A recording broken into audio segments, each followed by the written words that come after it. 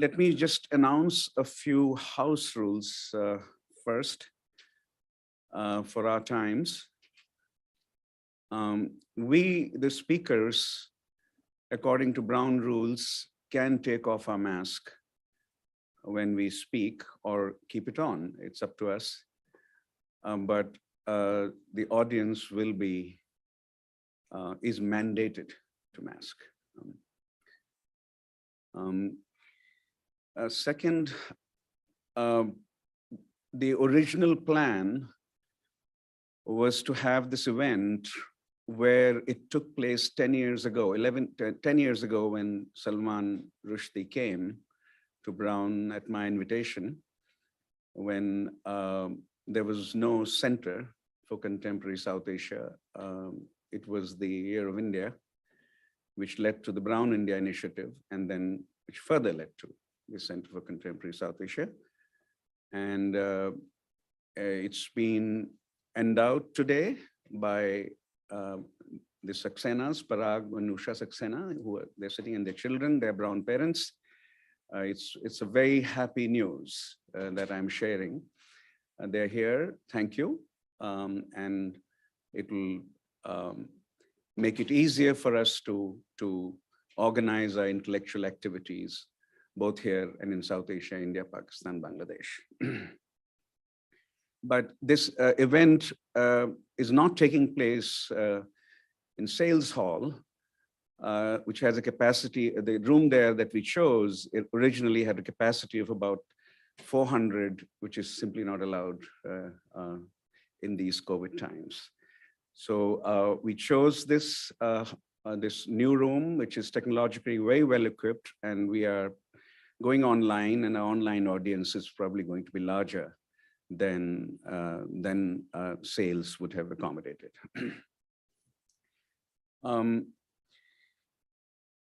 India and Pakistan will be 75 years old as independent nations next August. On August 14th, Pakistan, and August 15th, India. Over the next few months, well until August of 2022, we will, at the center, have quite a few conversations on where the two countries are. We will include Bangladesh also, which was part of undivided British India until 47 and part of Pakistan until 71. And yes, consider Sri Lanka and Nepal as well. Where these countries are politically, culturally, and purely human terms, and where they might be headed. Today's conversation is with Salman Rushdie. Salman is my guest for a seminar a third time in the last 18 years. I feel very touched by that. I first invited him to the University of Michigan when I was a professor there and director of the Center, South Asia. And that, though the entire set of activities that took place there led to this book published by the University of Michigan Press. And the occasion then was the premiere of Midnight's Children as a play by Royal Shakespeare Company. The University of Michigan had invested $2 million and Columbia had invested $1 million. And the premiere took place in Ann Arbor, and then it moved to New York, Columbia. He needs no introduction, and it would cut into our discussion time if I even try to read how many awards he has received from various societies, governments. Perhaps the Nobel is the only prize left, and hope it happens soon. The only award I will note for all of us is the Best Booker Award, given to Midnight's Children. I've read it so much that the cover is gone. I do have Midnight's Children, the first page, but the cover is gone. the novel was published in 82. It received the Booker Prize 81. in 81. Thank you. It received the Booker Prize in 82. 81. 81. This says first published in 82, so something is the matter. That's the paperback. Okay, all right. Okay. So it got the Best Booker Award, Best Booker Prize winner in 40 years by public vote. And today, we will engage him in a conversation. He gave a lecture last time he was here. We'll engage him in a collective conversation. And upon reflection, I have reversed the order in which the conversation will take place. The advertisement says politics, religion, literature, India and Pakistan. We will start with literature because it is fair to say the literature has the first claims on his time. So Professor Gauri Vishwanathan, who was also with me at Michigan 18 years ago, will conduct that conversation. She is class of 1933 professor of English and comparative literature at Columbia, and also the director of its South Asia Institute. For religion, I have invited my colleague, Shehzad Bashir, Aga Khan Professor of Islamic Humanities and a professor of history here at Brown. And the reason is very clear. When I look back upon what we did at the University of Michigan, it became clear there was a notable gap in our offerings and in our engagement. There was no conversation on religion per se. There was a political conversation which appeared in this book as the Political Rushdie, which I conducted, and there was a literary conversation which appeared in this book as the Literary Rushdie, which Gauri conducted.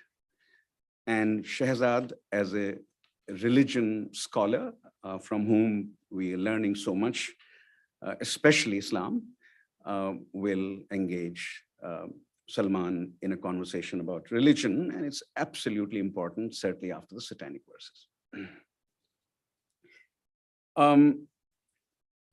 Each of us will spend 20 to 25 minutes, and we will then open up for audience questions. So we perhaps will go on, the panel will go on till 3:25, 3:30, and then we'll have your questions. When the questions are asked, we'll set up mics here so you can come and ask. And now that since panel is about to begin, we will be at the table rather than here. I just use this podium to make these opening remarks. So thank you for coming. Thank you, Salman and Gauri and Shehzad for joining us. Literature first, Gauri.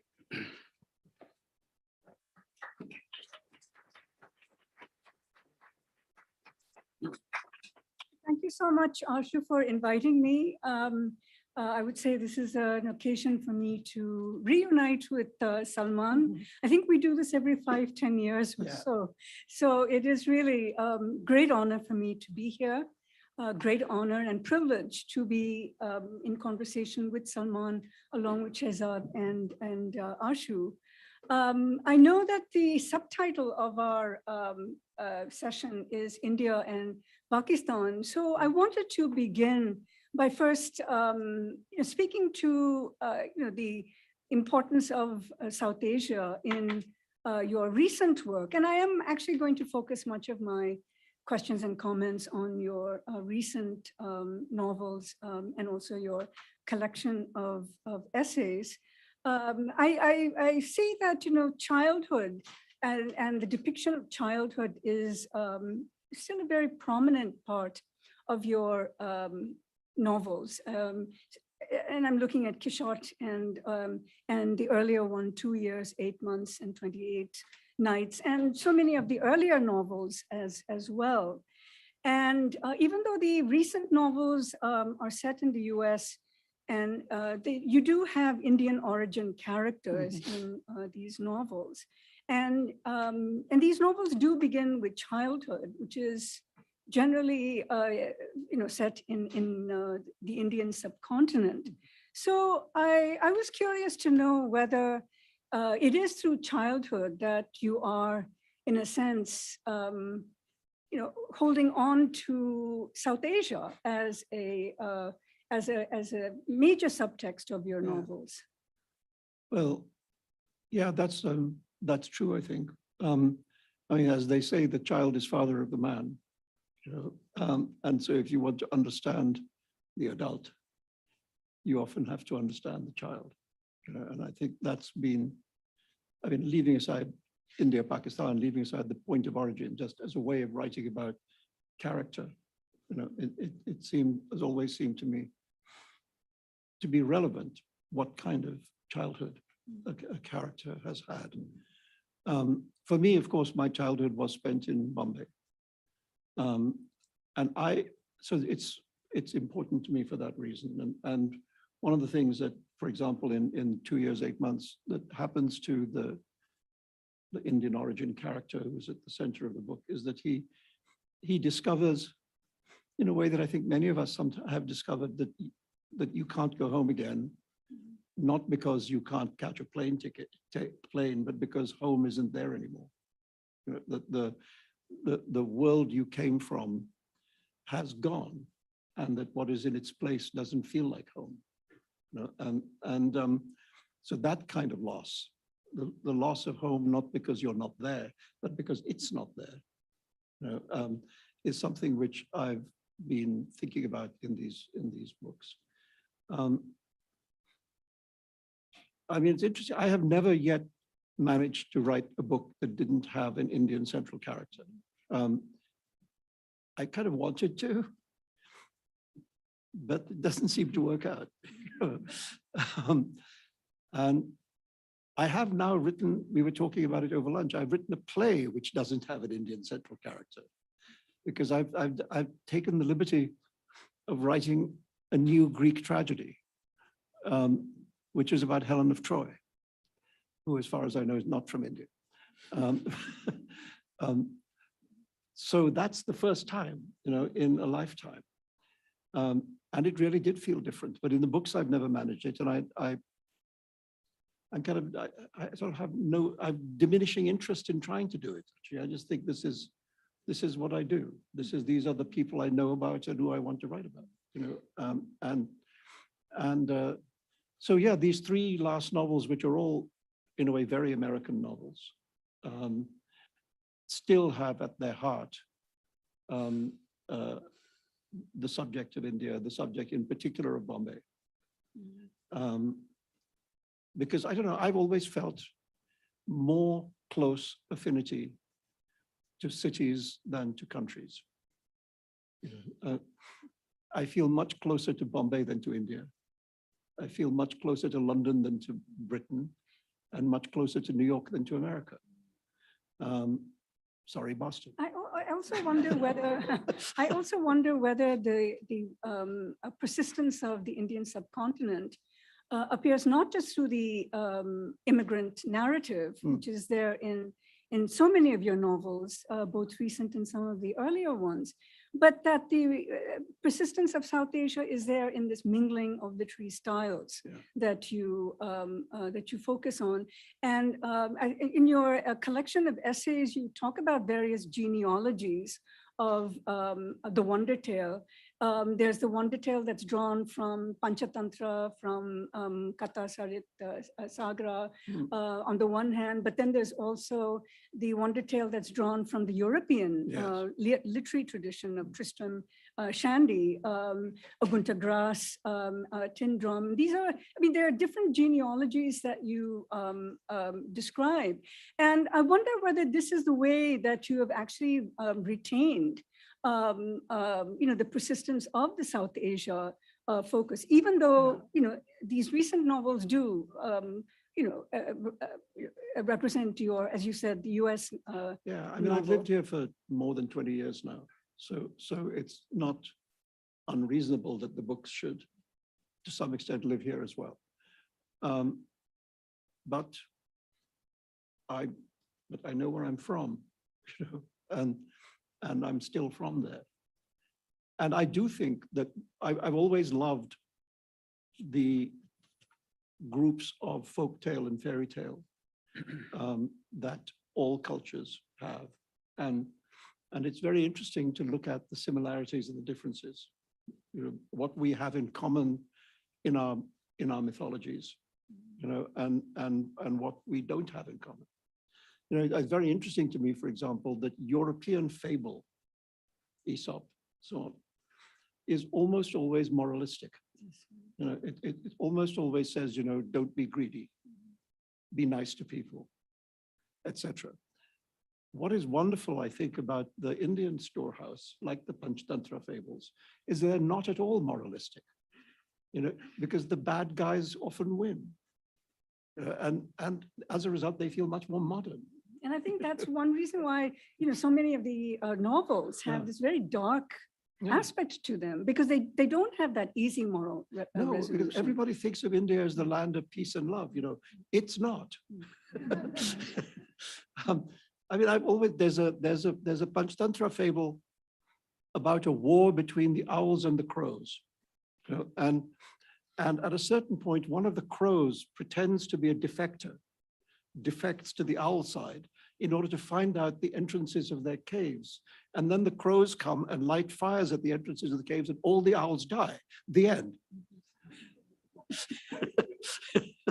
So, I mean, I love it because it feels like life.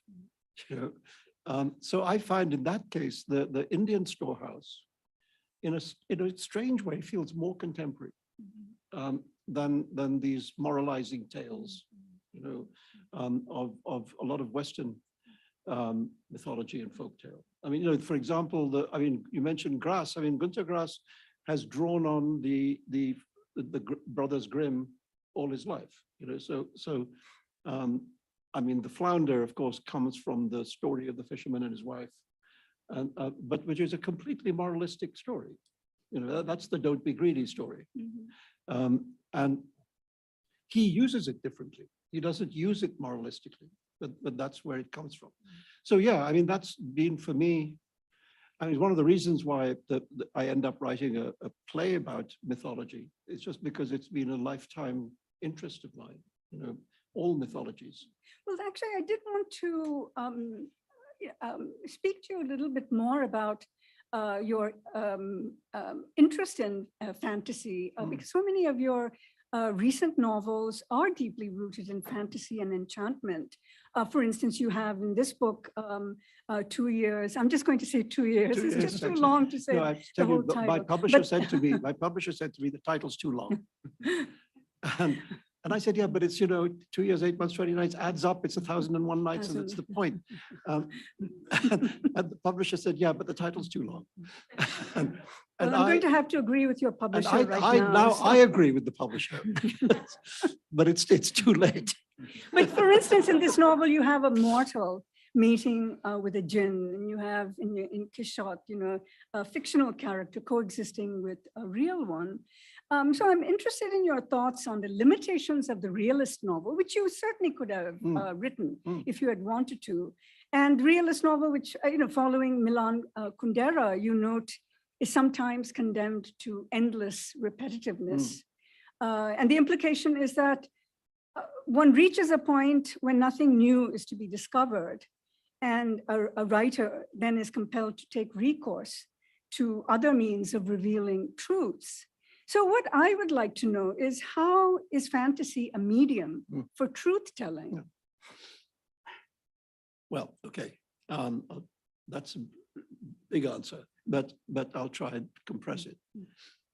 One of the things I think is about the realist tradition in the novel, as it came to its pinnacle in let's say in the 19th century, with, you know, Stendhal, Balzac, etc. It seems to me that was based on a certain group of assumptions about the nature of the real, which were shared by the writers and the readers of that time. So the writers and readers would agree about the nature of the real, and the realist novel is built on that foundation. Now, you could say, and I think I would say, that that consensus excluded a lot of people.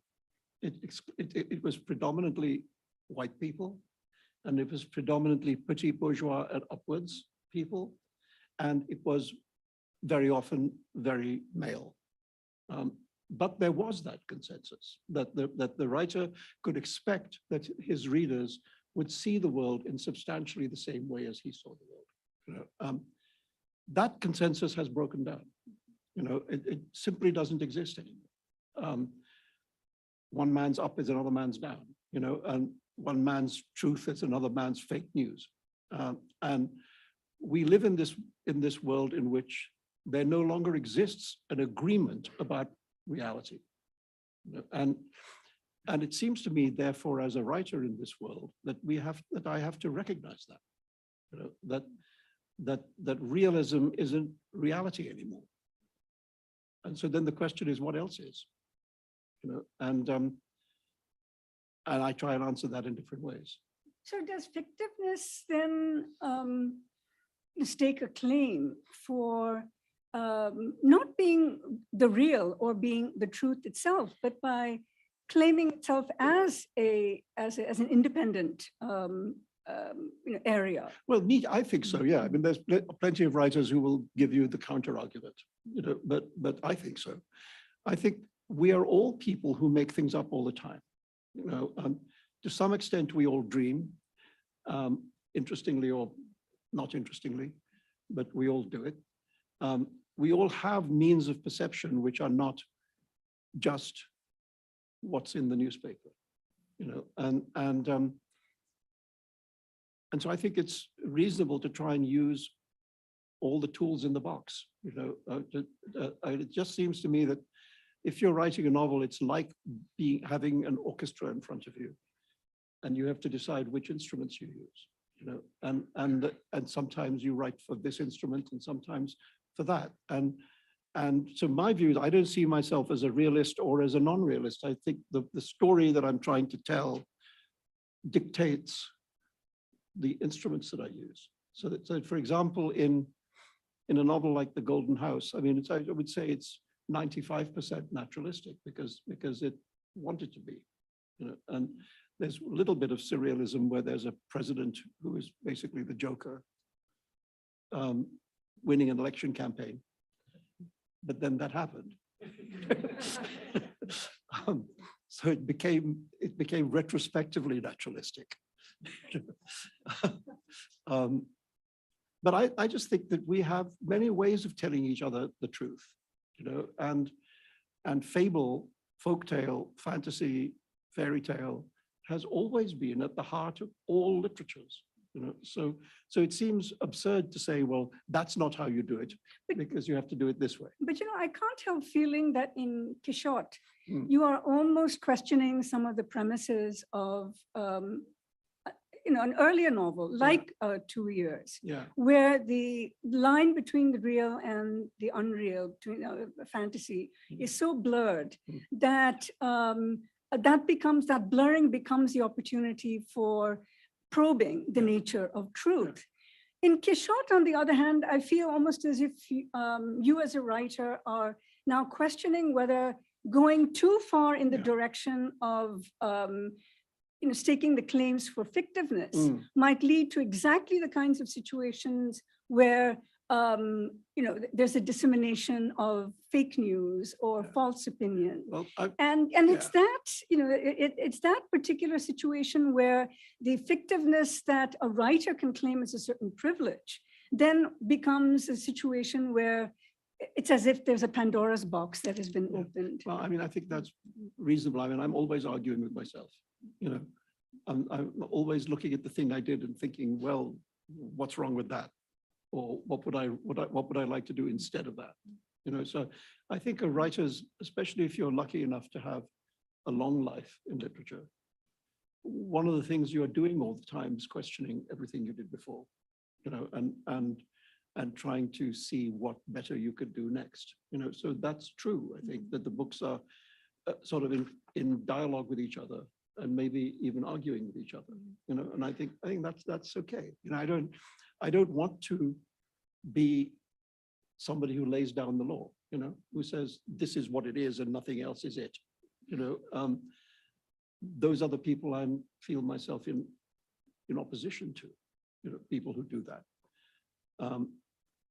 For me, it's just this endless questioning, which is a formal questioning and a linguistic questioning, as well as, if you like, a social one.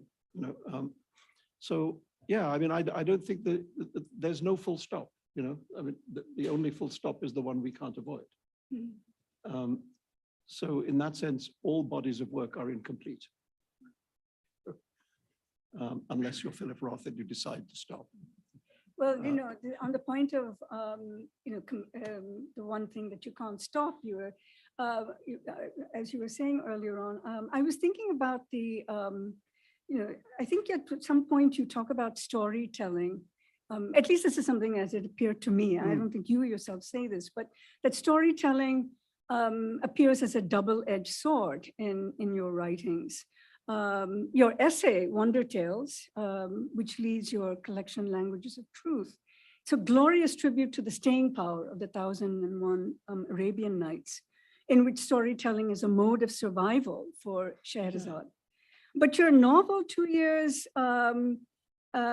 pictures itself in the opening as an anti-Scheherazade novel, in the sense that whereas Scheherazade saved herself by telling stories, in your novel Ibn Rushd faced danger by telling stories. So am I correct in describing storytelling as a double-edged sword? I mean, yes, I'll agree with that. I do think Scheherazade is one of the most remarkable women in literature, you know, because of the, not only the courage of her decision to place herself in danger, but also her belief that stories can save you. You know, very improbable belief, actually. Stories more usually get people in trouble, as I have some knowledge of.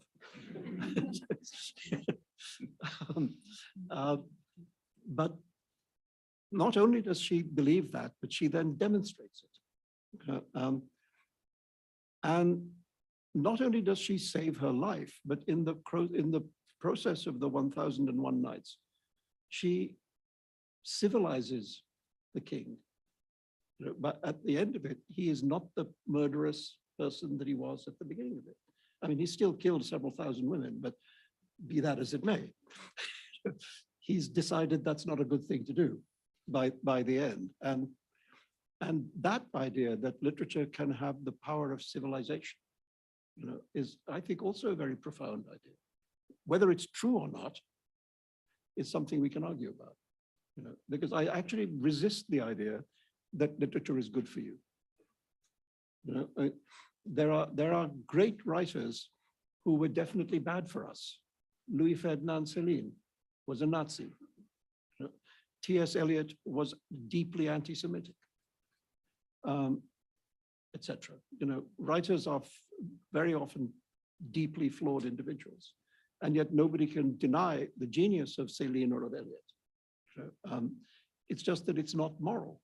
You know, and we go back to the fable that is not moralizing. You know, so I think I resist the idea that literature should be virtuous. You know, that it should be good for you. But I love the idea of Scheherazade, that the power of literature is so great that it can change people.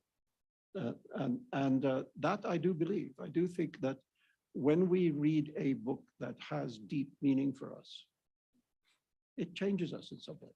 You know, the worldview of the book, to some degree, becomes our own. You know, and I think that's how literature changes the world. It doesn't change the world by revolutions. It changes the world like that, one reader at a time. You know. So regardless of whether it's a source of survival or a source of danger, I take it that suppressing a story is not an option. I don't think so. I also think the thing about stories is they want to be told. You know, if you have a really good story to tell, it's really difficult not to tell it.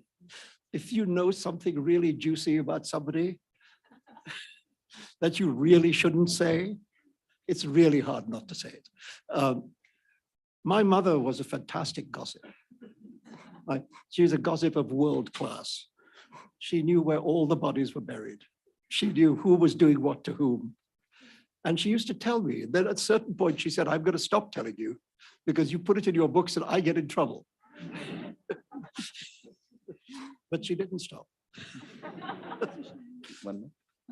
So there's just so much I would love to talk to you about, but I am running out of time. But I can't help asking a question about your fascination with the supernatural. There's this, I keep referring to 2 years because I absolutely loved it, and it was, maybe this is it because it spoke to me in terms of how I've been thinking about all these various heterodox systems like Gnosticism and Manichaeanism, and your description of the jinns. Yes. I mean, it's just extraordinary. There was really nothing else that I've read like that. So forgive me if I do keep coming to it. Go ahead, keep going. But I did, there was one, but I was asking you about the supernatural. Yeah. And there's this really striking scene where, Ibn Rushd and Ghazali, his opponent, are both dead.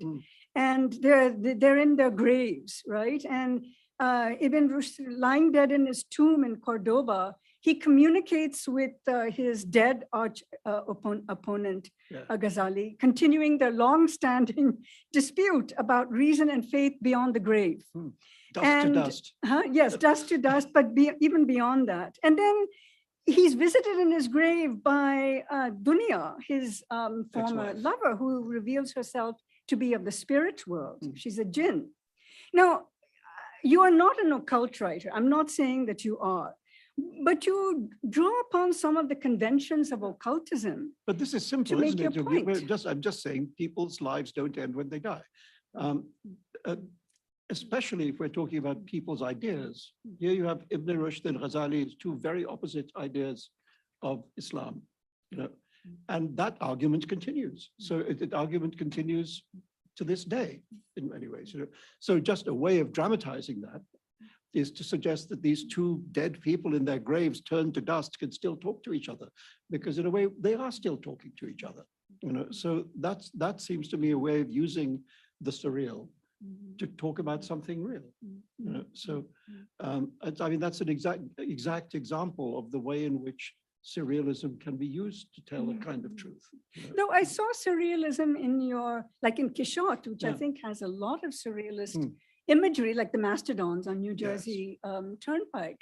And it just struck me, the wonderful exhibition at the Met just opened on surrealism beyond borders. And when I saw it, I was actually thinking of your mastodons, because there was a sense that there's this critique in the imagery, in the grotesque imagery. Well, what I'm trying to write about is a world in which, well, if I have the time, I'll just say that the mastodons are slightly stolen from Eugene Ionesco, who wrote about rhinoceroses. The rhinoceros, his great play, is about a small French town in which people start turning into rhinoceroses. And I was cast in this play when I was a student at Cambridge. And I was like 19 or something. And I said to the director, I said, I don't completely understand what's going on. I mean, what's this about? And he said, Salman, it's about fascism. I said, oh. I said, how is it about fascism?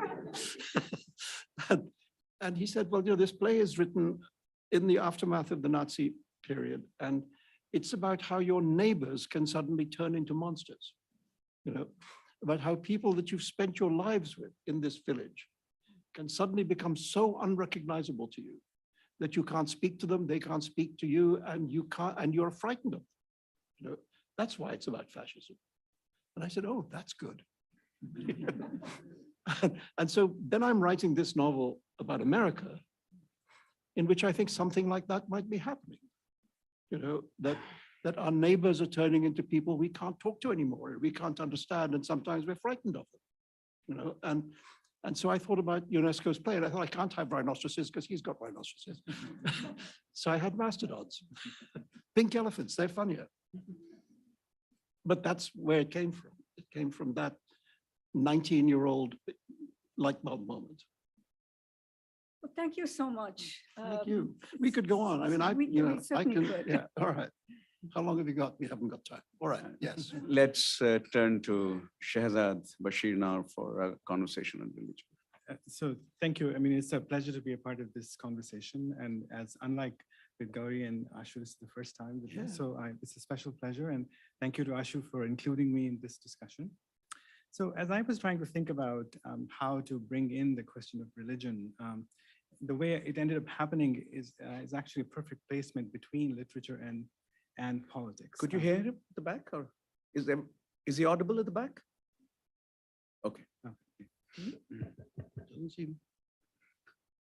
Is it? Yeah. Okay. So, so what I would like to do is to discuss things in two parts. One having to do with the literature, and another having to do with language.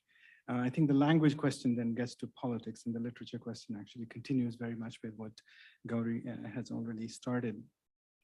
So first of all, I was very happy to hear that you say that you're constantly arguing with yourself, with your old self, and what is on the paper.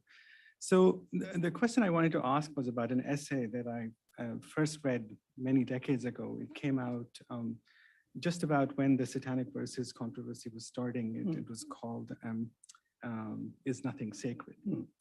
And where you argued meticulously and went through the argument as to whether literature should be considered sacred. And after laying out the arguments for why it could be considered sacred, you argued that actually it should not be considered sacred.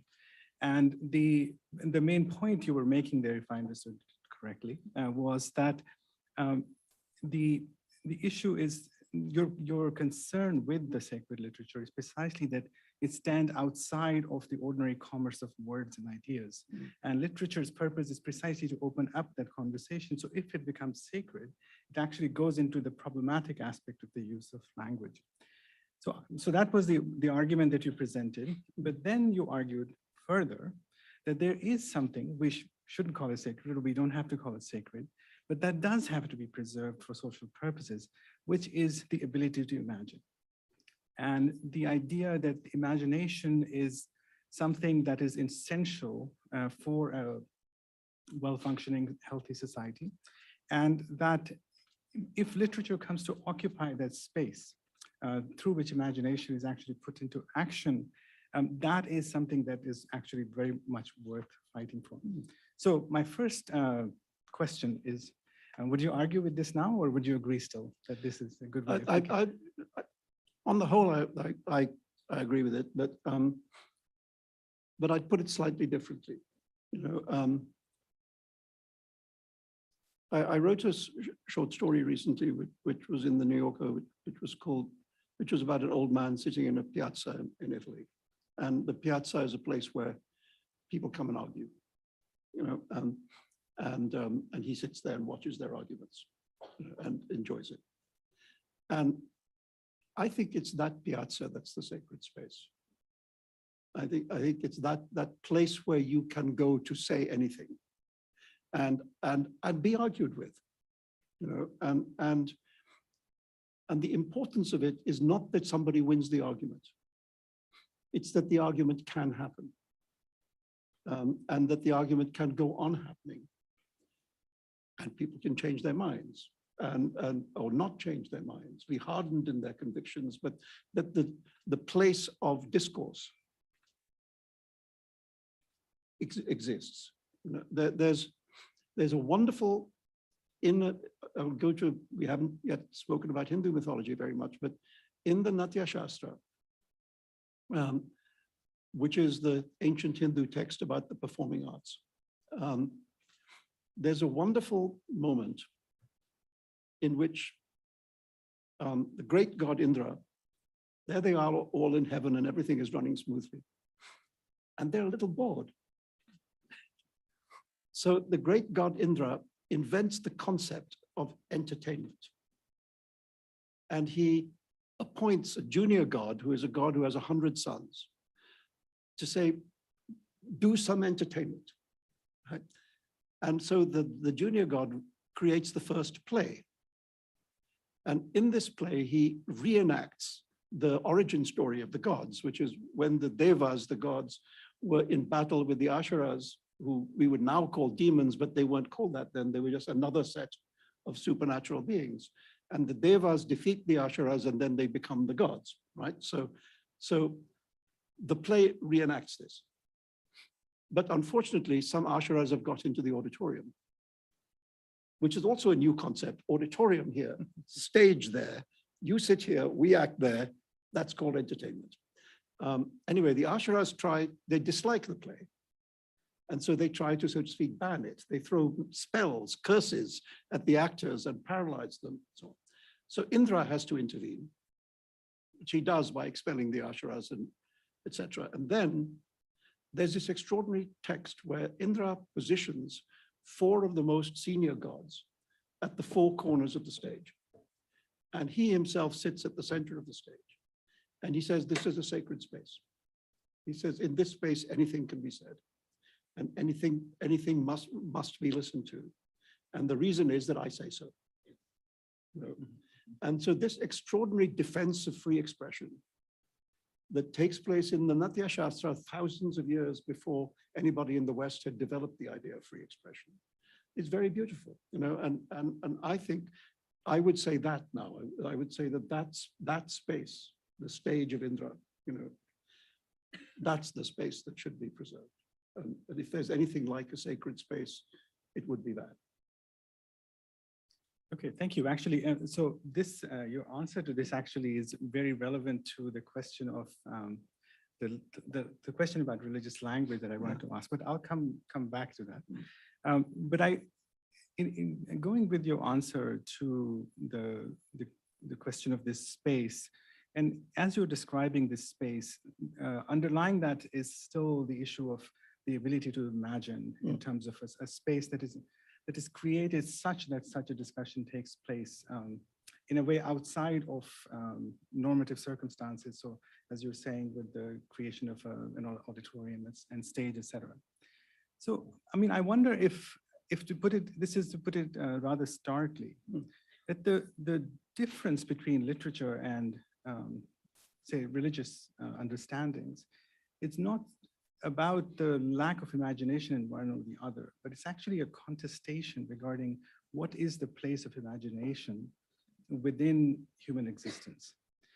So as I was trying to think of how to put it in a rather sharply, I would say that the religious argument about that kind of literary sensibility of imagination is that it's neutered, that it has been taken away from investments in politics and the ordinary messy business of life in order to create this artificial place where this discussion happens.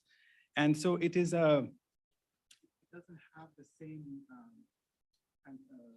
potency that the religious imaginary would want. The literary answer to this, I think, would be looking at the religious imagination.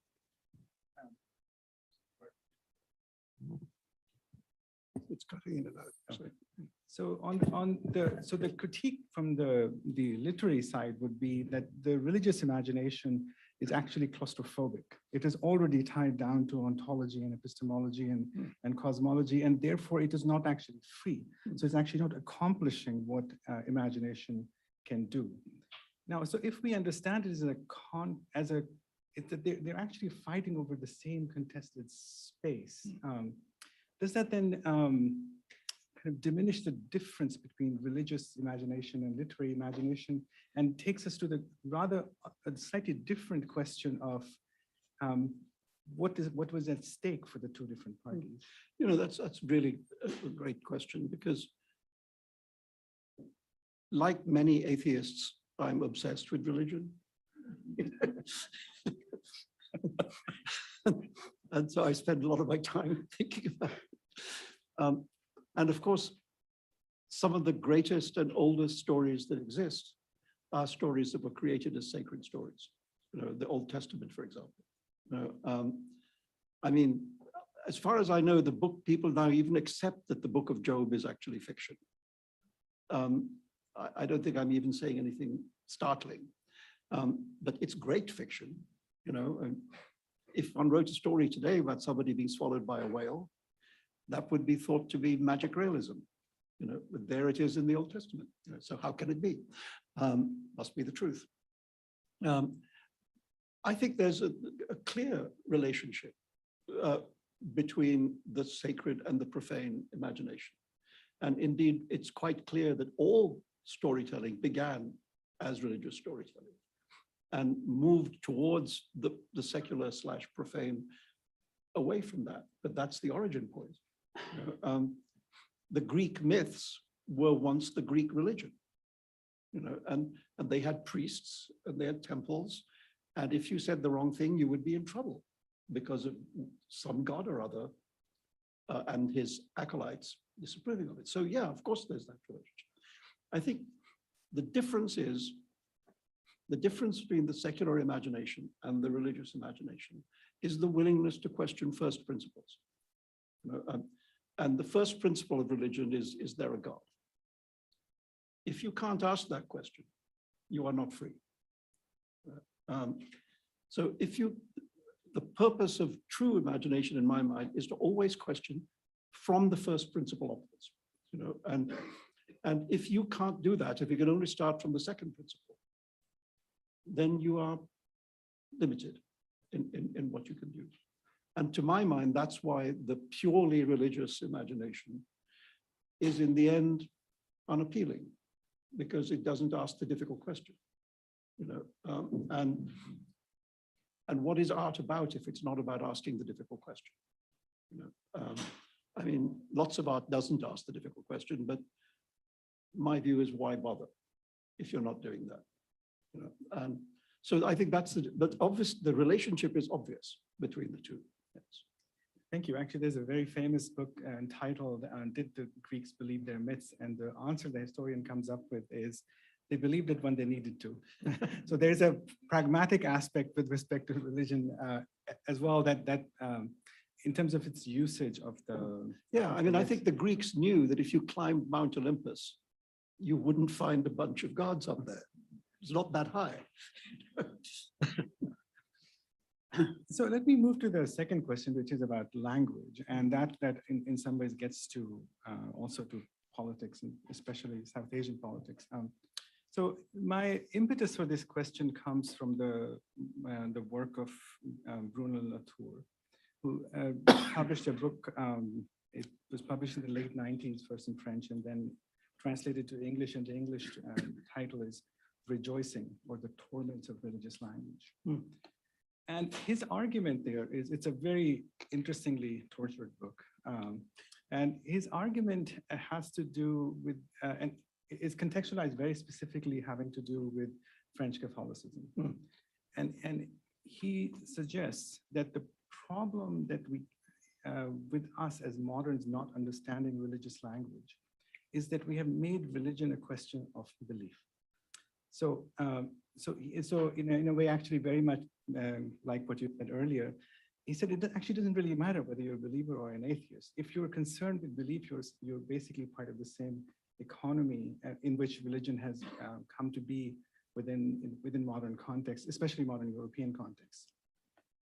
So he says that if we go with this perspective, what ends up happening is that when we read the use of religious language that has not been constrained by this new framework, we are looking for we ask the wrong questions.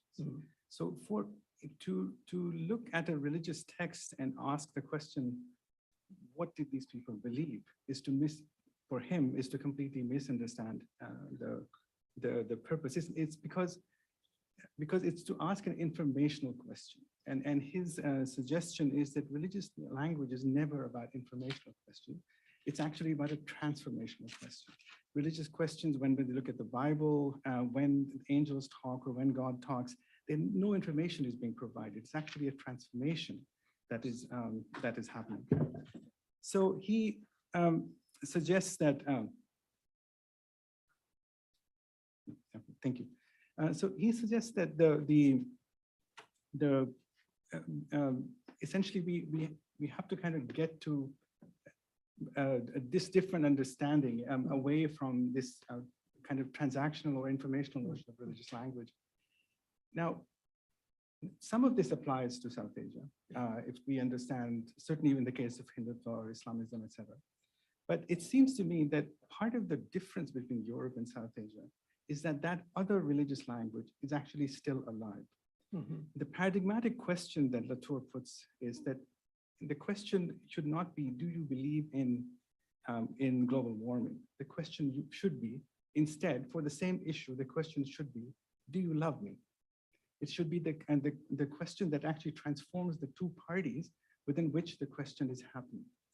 So it seems to me that in South Asia, across the different religious contexts, that question, the ultimate religious question still remains, do you love me? And all the different answers that have been there over the 20th century. And that provides this potency to religion in South Asia that's missing in certainly in Western Europe.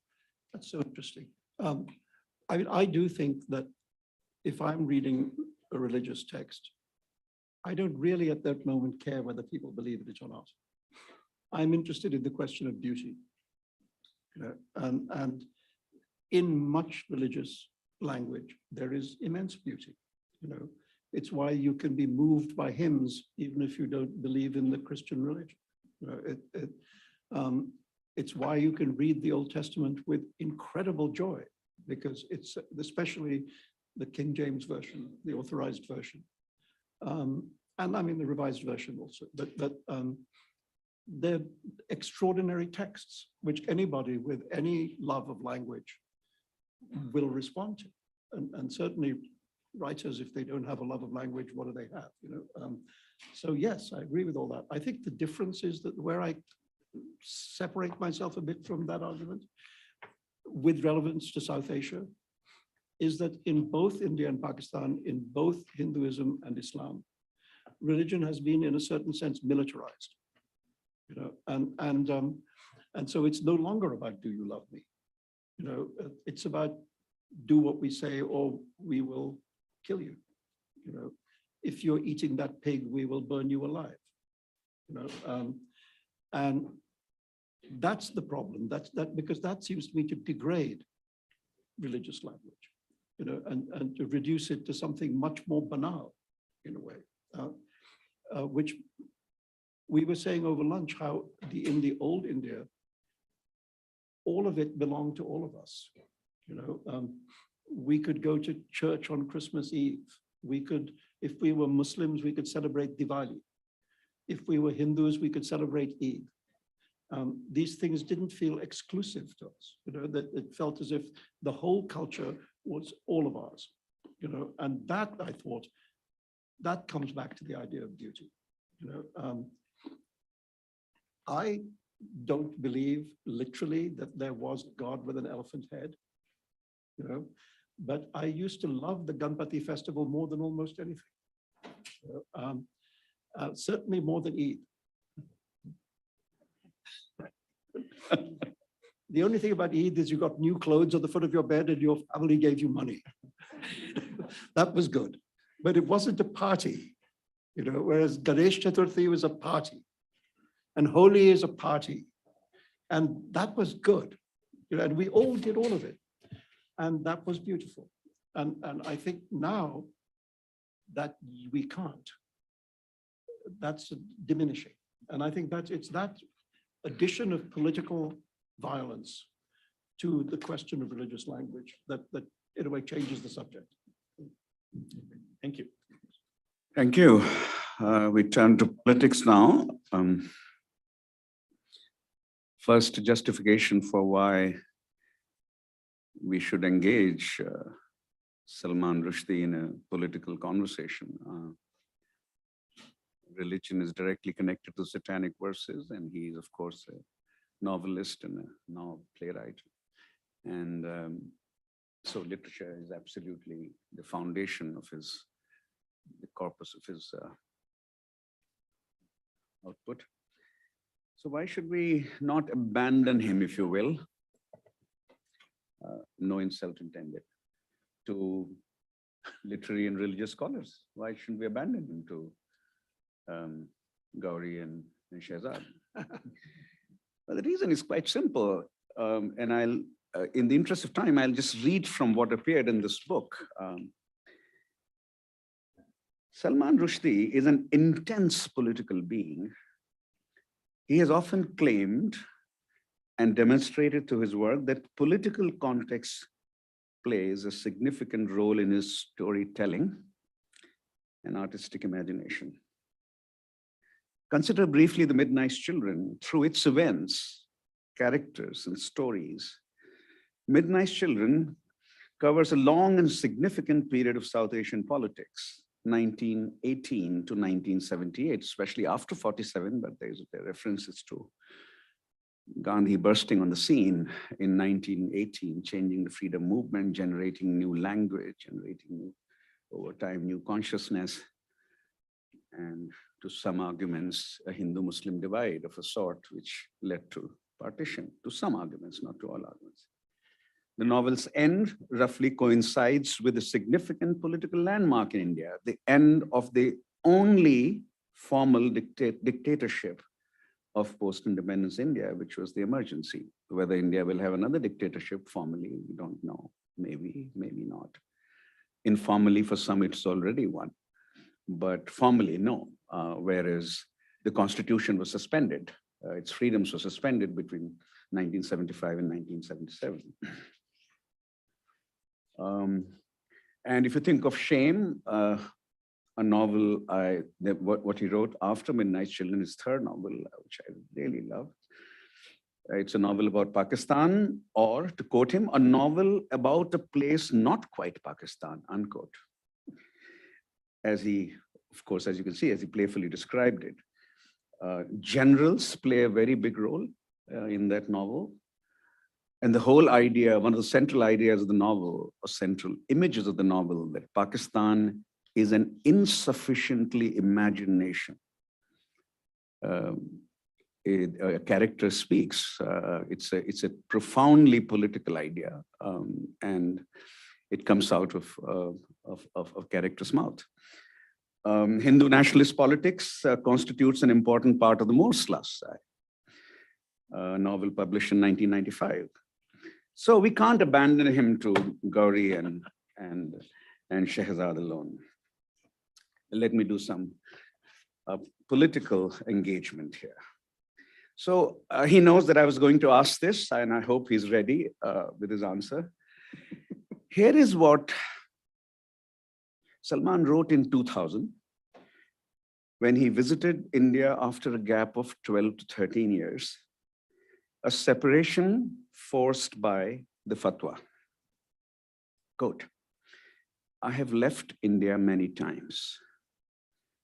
The first time was when I was 13 and a half and went to boarding school in Rugby, England. Since then, my characters have frequently flown west from India. And in novel after novel, their author's imagination has returned to it. This perhaps is what it means to love a country. That its shape is also yours. The shape of the way you think, the way you feel, the way you dream, that you can never leave, unquote. I'm sorry if I have a lump in my throat. I've always had a lump in my throat when I've read this passage. Yeah, I mean, I think that. I mean, I think one of the secrets, not only of a writer's life, but maybe of life, is to know who you are. And to know who you are means knowing where you came from. And for me, I mean, I started out with a kind of false start as a writer with a fantasy novel that didn't really work.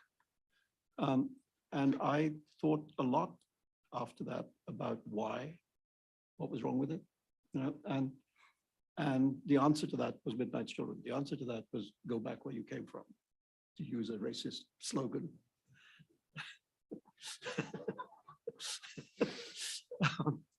But I thought that's what I should do. I should go back and start from where I started and see where that brought me, you know, and yeah. So, you know, the world is full these days of writers who are out of place. You know, one of the things I know through my work with PEN America is how many writers now need refuge in countries which are not their own countries.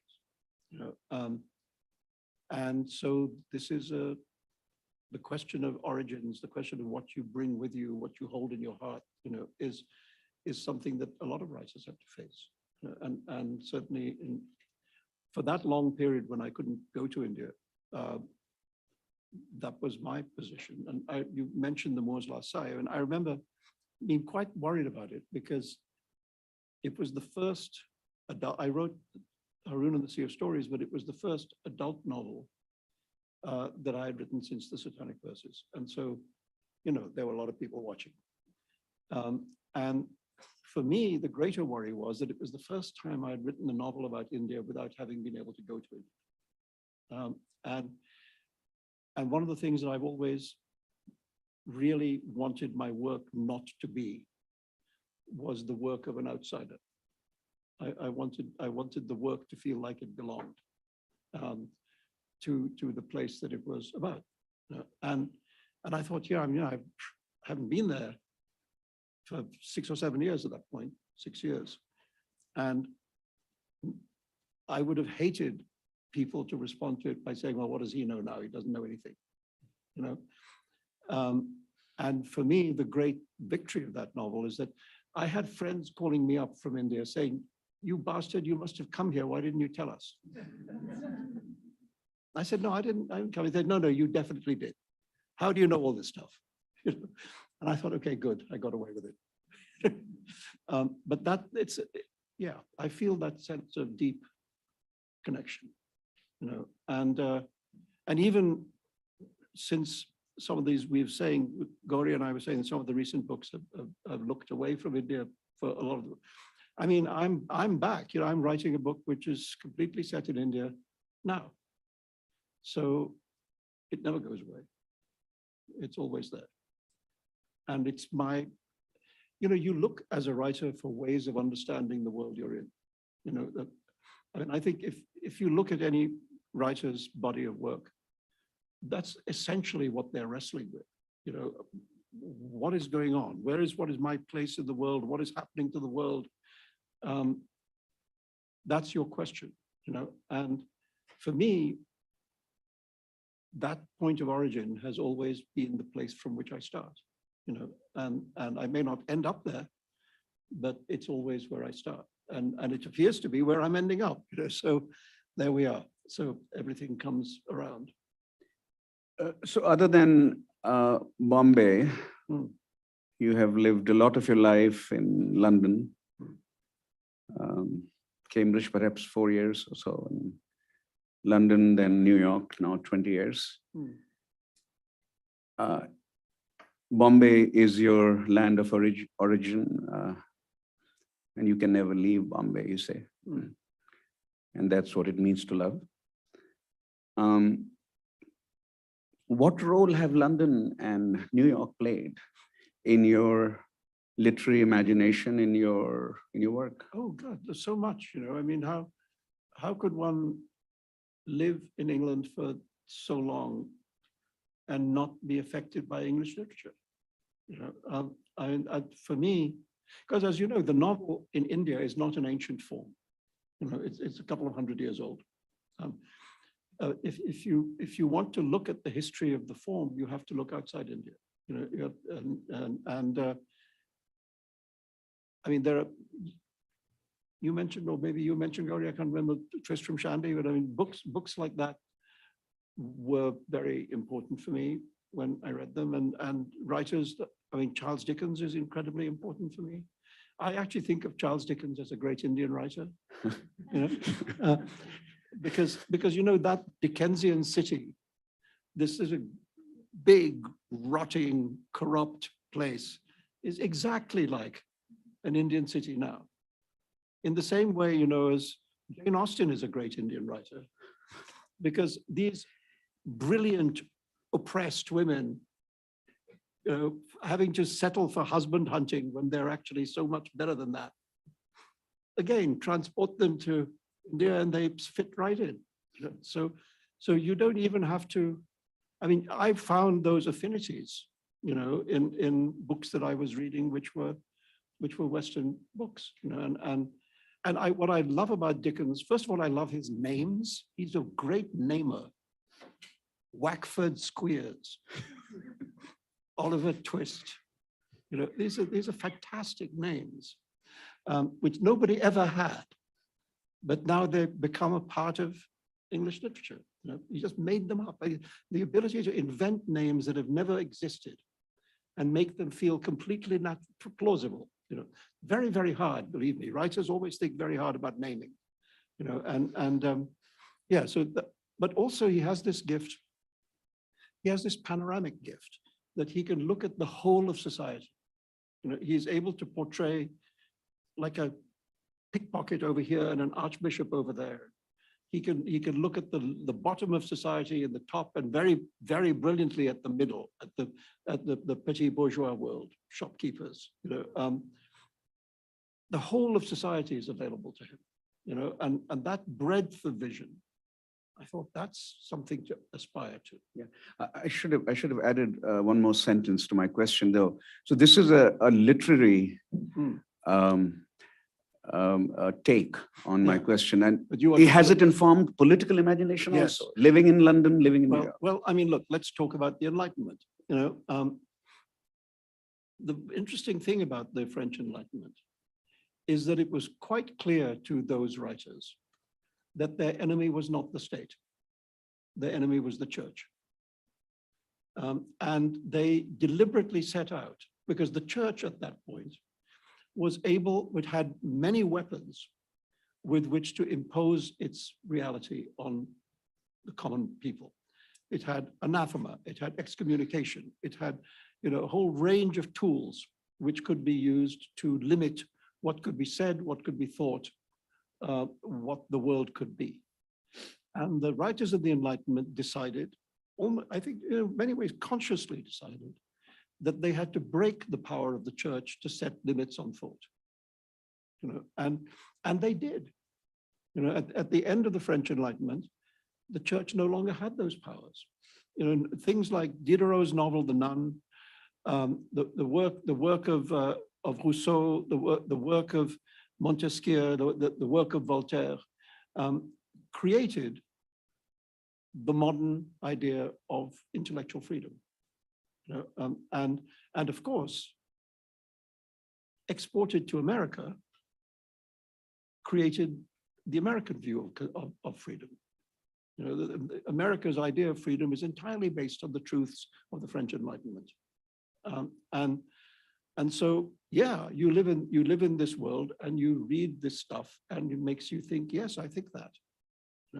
And I'm aware of the fact that the Enlightenment writers had many personal flaws. We go back to, Eliot and Céline. They were not perfect people. They had real problems if you start looking at them as human beings. But what they did do was to achieve this separation between thought and religious repression. And that's important to me. That's important to me. One of the reasons I came to live in America was, to put it simply, the First Amendment. Different countries, even in the free world, so-called free world, in the West, let's say, have placed the limiting points in different places.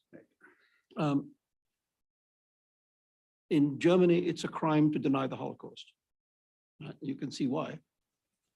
But the question is whether that glorifies people who get criminalized by Holocaust denial, but otherwise they would just be irrelevant, is a question. In England, the Race Relations Act makes it illegal to say racist things. You can be sent to jail. The First Amendment actually places the definition of freedom much more widely. And when I first came to America, I thought, what do I think about that? Because I had no problem with the Race Relations Act. I thought, that's fine. If racists get sent to jail, I have no problem with that. You know, and then you come to a country which allows the Ku Klux Klan to speak, you know, without being punished. You can be politically punished for that, but you can't be legally. You can't be legally punished. Yeah. And I thought, what do I think about that really? You know, and in the end, I thought, okay, I would prefer to know where the assholes are, and I prefer to know what they think and what their home address is. Because I don't think bad ideas go away by being made taboo and by being swept under the carpet. I think sometimes they become more powerful by being given the glamour of being taboo, being forbidden. And so I came round to thinking that maybe, problematic as it is, the breadth of definition of freedom of the First Amendment is better than these other limitations. But I'm aware of the other limitations, and I don't, you know, this is one of the arguments I go on having with myself. And now we live in a country in which people seem to be forgetting the value of the First Amendment. And actually, particularly young people seem in increasing numbers to be willing to accept that certain kinds of ideas should be not given permission to exist. You know, and I worry about that because, as I say, ideas don't disappear because you suppress them. Sometimes they increase in force. And so it's better to know where the enemy is so that you can argue with them and defeat them rather than prevent them from appearing. So, but it's an argument that needs to be had. But if you're asking me, what have I learned from being all these years in the West? It's these arguments about liberty, which I think are important. And I think, sadly, in South Asia, there is very little interest in the subject of individual liberty. The importance of the group is seen as being supreme, and that of the individual as being lesser. And so that's a shift. My last question is about Pakistan. We have talked a lot about India. Half of your family lived in Pakistan, perhaps still does. They left Bombay, went to Karachi, and Pakistan was the centerpiece of your novel Shame. If looking back since 1981, when your novels became so important and were read so widely, and Shame came after Mighty Nice Children. Looking back, how have you, as a political being or as a literary being, I don't know whether you want to separate the two, perhaps you don't, how have you responded to Pakistan? Well, first of all, I should confess to a piece of, you mentioned shame, I should confess to a piece of family shame, which is that I have an uncle, he's no longer with us. I had an uncle by marriage who was a general in the Pakistan Army, who was the founder and first head of the ISI, the inter-services, the Pakistan Secret Service, notorious, feared, the guardians of Osama bin Laden, the harborers of the Taliban. My uncle founded it. He was the basis for the character of General Zulfikar in Midnight's Children. I see. And yeah, and when the attack on the Satanic Verses began, he made, I think he took out an ad in the paper to say that they never liked me anyway. Nothing to do with us. He's over there, we're over here. Don't come looking for me. So anyway, that's my family shame, the founder of the Pakistan Secret Service. That sentence about Pakistan being insufficiently imagined was in a way proven by the secession of Bangladesh. You know, the idea that a country could not survive on a religious identity alone. You know, it was not enough to hold together. Somebody else in Shame, well, the Pakistan used to be called the West Wing and the East Wing. And I said, you know, you can't have two wings without a body. You know, there's nothing joining the wings. A bird can't fly if the wings are in some way. connected to each other, and religion wasn't enough of a connection. So I think that kind of statement came true. Actually, no, I mustn't take credit because the novel came out in 1983 and Bangladesh seceded in 1971, so I already knew. But I used to think that India had got things right to a degree that Pakistan had not. And I find it hard to believe that anymore. Not because of the improvement of Pakistan, but because of the deterioration of India. Right. And I mean, Pakistan still has the problems it always had. It has problems of, I mean, like an apparently democratic structure, which is actually a pawn for the military, where the religious groups have far too much power. We've just seen in Pakistan a kind of craven collapse of the government in the face of a protest by a terrorist group. Yeah. And the freedom of the terrorist people who had been arrested, and et cetera, et cetera. So you have a country that is in hoc to religious terrorist groups and the army, and that's a very bad, that's a rock and a hard place. So, and somehow Imran Khan, of all people, has to try and negotiate that. Do you know him? I've met him. You would stop at that or comment on it? I just think if I had to name the stupidest individual I'd ever met in my life, Imran would be on the short list. The short list is quite short. It's quite short. Any other thoughts about Pakistan before we open up? I think also I feel as if they're about to get bitten by their giving comfort to the Taliban all these years. The Taliban were given safe haven in Pakistan. There was a Pakistani Taliban developed. And one of the reasons for it, it seems to me, was that India was working with post-Taliban Afghanistan, investing in it and so on. And Pakistan was afraid that it would have an India ally on the western frontier and India on the eastern frontier. And as you know, everything in Pakistan is determined by the obsession with India. And so they decided to play this game with the Taliban, which I think is a very, very dangerous game. Now the Taliban is back in power in Afghanistan. The Pakistani Taliban is still there. And of course, what the Taliban would really like is Pakistan. I mean, Afghanistan is a broke, poor country, which is with huge problems, a colossal problem of heroin addiction, etc. Pakistan is a big country. And so I feel that they have played a very dangerous game with the Taliban. And India is going the Pakistani way now? Well, it ain't quite there yet, but it doesn't, not going in a good way. Yeah.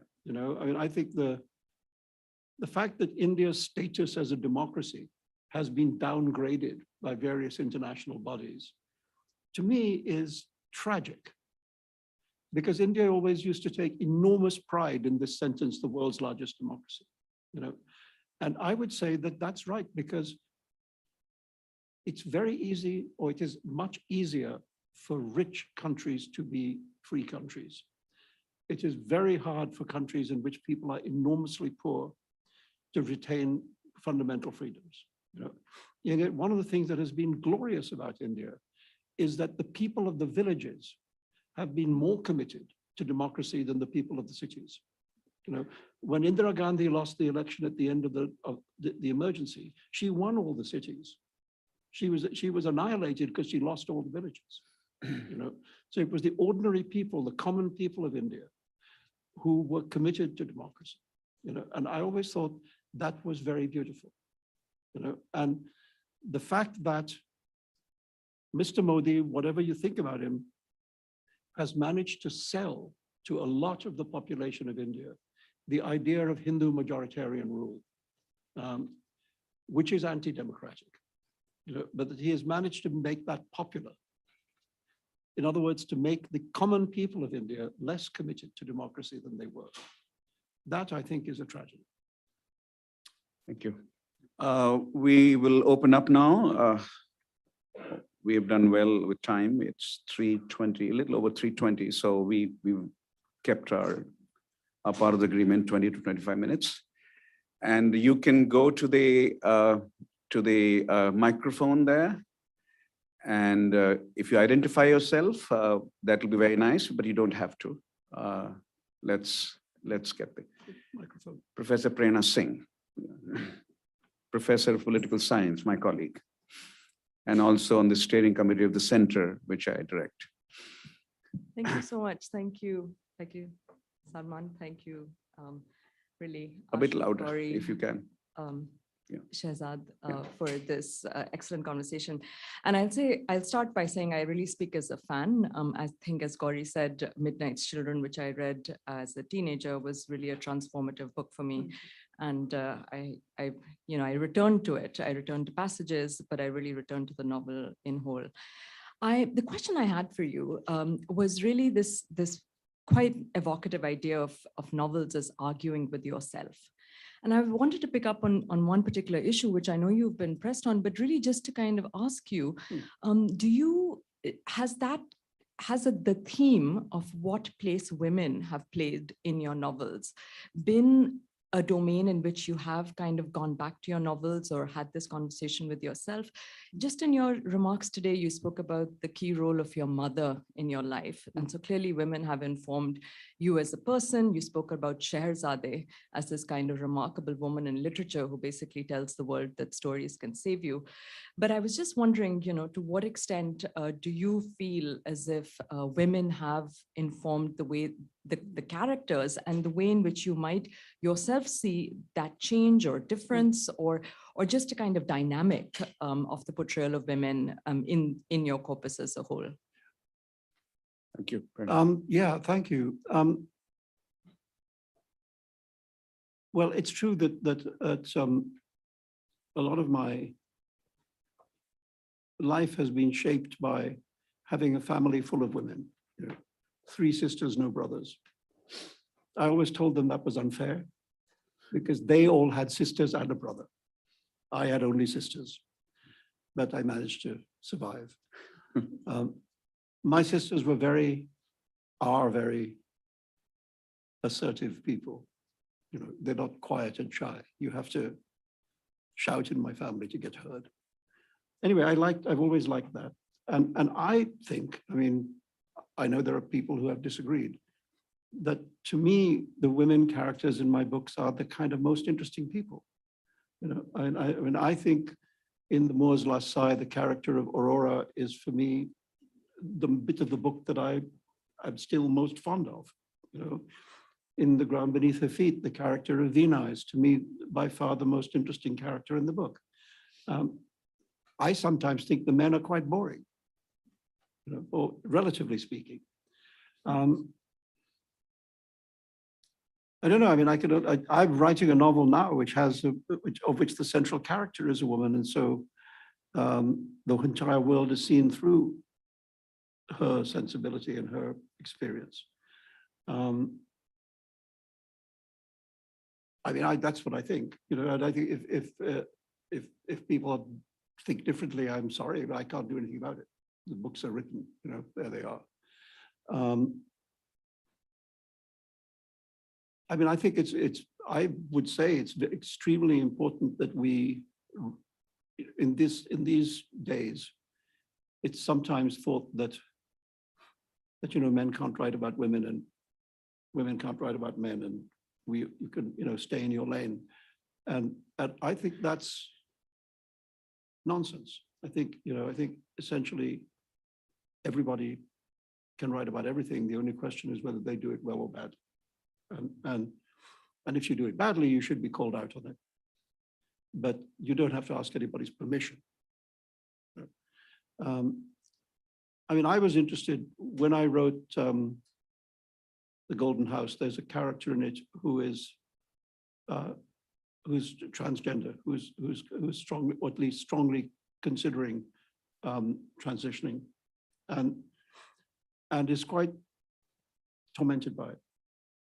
And I wanted to write about it because it's so much, a subject, and it's in people's minds.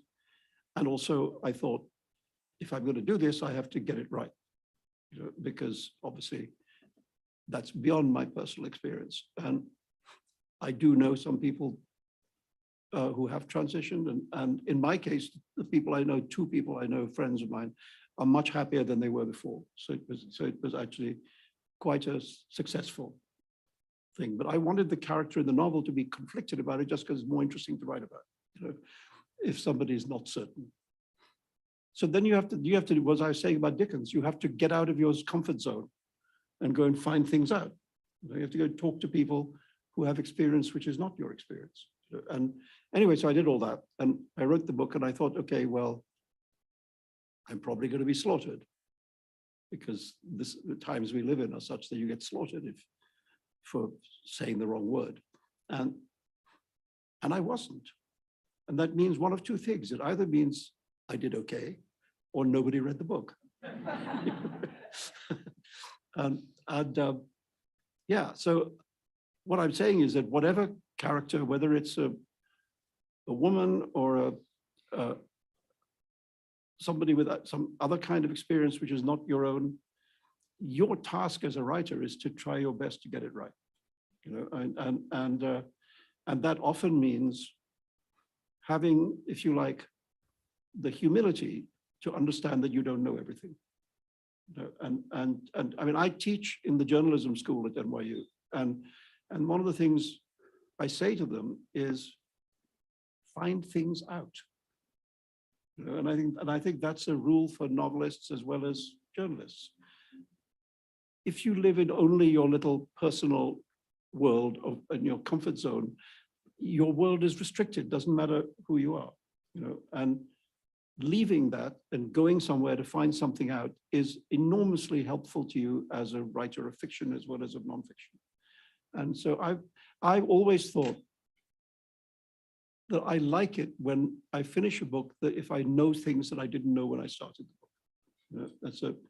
If the writing is a process of learning for me as well, and I mean, that's how I approach it, that it's up to you all to decide if I do it well or badly.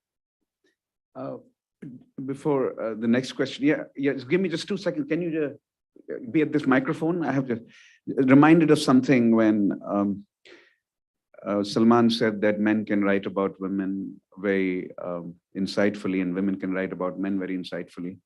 In the social sciences, there is an interesting example. So Barrington Moore Jr. wrote a very famous book, one of the classics of social science, Social Origins of Dictatorship and Democracy. And he was the first major scholar in the West to recognize that India actually was becoming a stable democracy, or had already become so in 1968. So when I had dinner with him, I said, "Did you go to India?" He said, "No." I said, "How did you write those about 73 pages?" He said, "I locked myself in the Widener Library of Harvard University, read everything I could on India, and imagined India." And that's how I wrote it. And the chapter on India is truly extraordinary. Yeah. So it's just to affirm the point you're making, and let's hear some other questions. Yes, please, go ahead. Hi, my name is Jonathan Green. I'm a first-year undergraduate student. And I had a question regarding the discussion of the First Amendment. I was particularly struck and moved by this notion of the sacred stage or the sacred piazza. And I was wondering, how do we, in a society that is under threat from fascism, how do we combat fascism without ourselves denigrating the sacred stage and restricting certain types of discourse? How do we fight these ideas that at least I consider a fundamental threat to democracy and freedom and liberty without restricting discourse and without ourselves violating that sanctity? How long have you got? That is the great question of our time. And let's start by saying what happened the last time this happened and the mistake that was made, which is Germany in the rise of the Nazi Party. Because Germany tolerated the Nazi Party to run in an election, that party then abolished the electoral system, which brought it to power. And so there's a thought there. Maybe the limiting point of freedom is to deny it to people who would deny freedom if they succeeded. And it's just a place to start the conversation, because there's still many questions to be asked and problems in that, but as a starting point, the limiting point of freedom is to deny it to people who would remove freedom from others if they came to power. And I think we are in danger. In this country, we're in danger. We came very close. Everybody thinks because the election held up and there was a transfer of power that everything's okay, but it was almost not okay. It was very, very, very close to being not okay. And there's no proof, there's no telling what will happen next time. So we do have to ask these questions, and I do think in the light of the world we're in right now, my very long purist idea of the First Amendment is in some trouble. Because, as you say, there are people around who will abuse it ruthlessly. And it's a conversation this society needs to have. What are the limiting points of freedom? And what I think they shouldn't do is to deny people who have different social ideas than yourself. We're talking about, fascism is a very particular thing. Not everything is fascism. Somebody whose views about transgender people you don't agree with doesn't mean they're a fascist. It just means they have an idea that you don't like. Fascism is something which denies freedom to everybody. And we need to not use the term lightly. It's a very specific term. And it's a very specific danger right now. And if we get sidetracked into small arguments, we're going to lose sight of the big argument. And if we lose sight of the big argument, we are screwed. So that's what I'm saying. I think we do have to ask ourselves, what do we do about the internet? What do we do about the big, Facebook, Apple, Microsoft? What do we do about them? Because I do think we have created a monster that we can't control. And I know that there is enormous value in new technology and in the information sphere. It gives us possibilities which we never had before. But it's also created a world in which the truth can be demolished. And when the truth is demolished, you've taken the first vital step towards fascism. Because what the fascist always says is, you can't believe anything anybody's saying to you. So believe me, there is no truth, I am the truth. When you get people to believe that, dictatorship is only one step away. That's what Hitler did. That's what Mussolini did. I am the truth. That's what the dictator seeks to do by replacing the truth with himself. But isn't there the possibility that whoever is in power can say exactly that, regardless of what a political position they occupy? The fact that they are a dominant party in power, with the ability to set certain parameters or mandates. I think that's a very popular kind of paradigm for us to think about today. But it is the relationship between the person holding power to But what I'm saying is, to produce these edicts. In most democracies, there's always people who will tell them they're full of shit. The problem here is the creation of a cult, where one individual, whatever he says, is considered to be true, and whatever is said against him is considered to be false. And this is not democracy, this is cultism, and that's where we've come to. And I mean, I don't have for you a simple answer. I only have for you a series of big questions that we all need to be talking about. Professor Wazira Zamidar, my colleague in history. Actually, specters of totalitarianism is perhaps a right place for me to ask my question. Thank you very much for being here and for having this event, Ashu. And this conversation has been wonderful. I wanted to push you thinking with specters of totalitarianism and the work of Hannah Arendt really in my mind. This thought about the exilic condition that you were describing.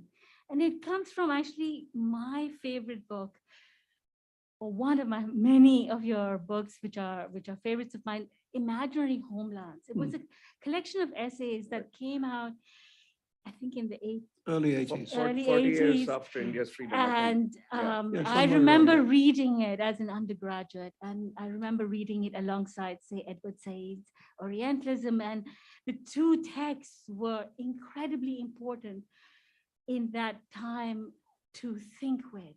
And that essay, Imagining Homelands, begins with a photograph of your home and the loss of that home.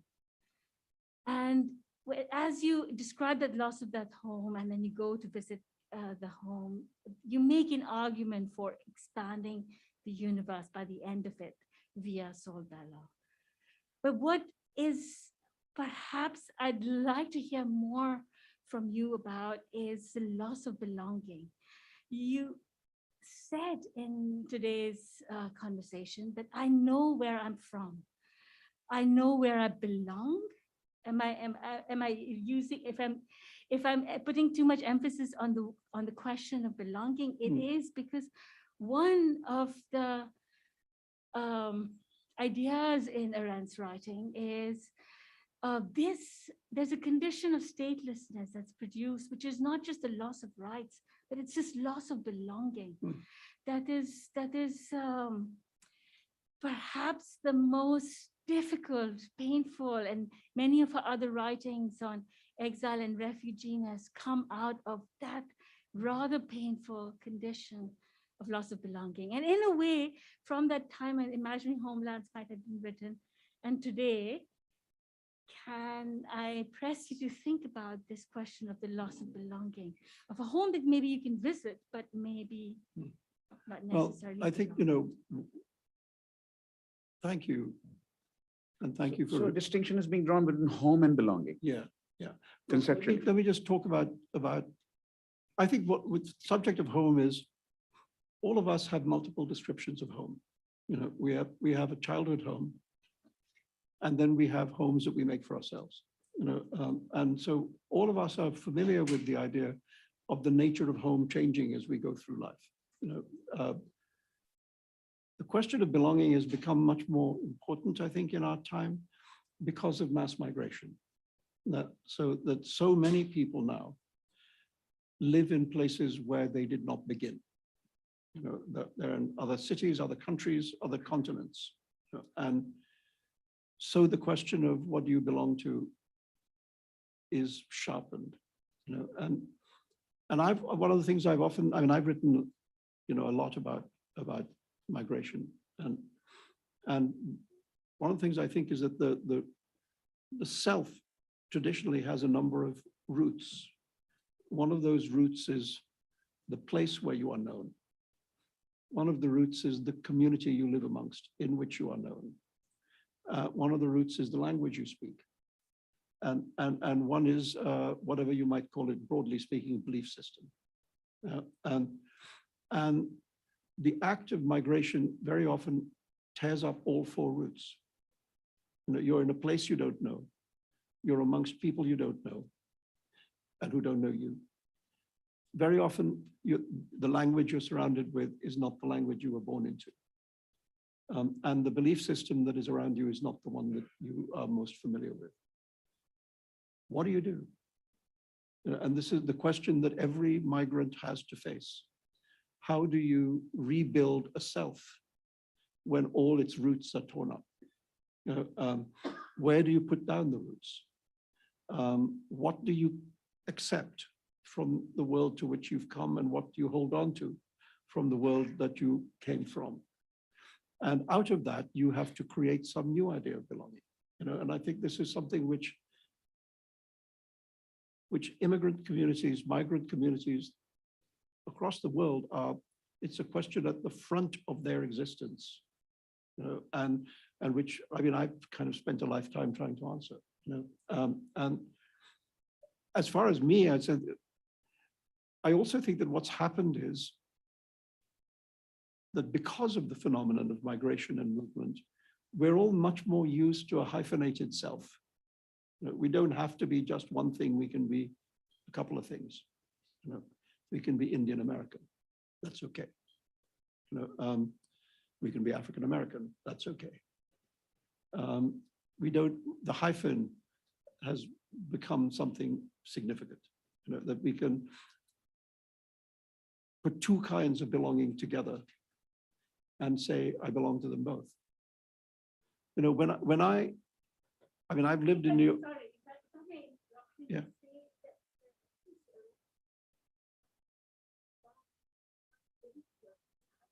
Yeah.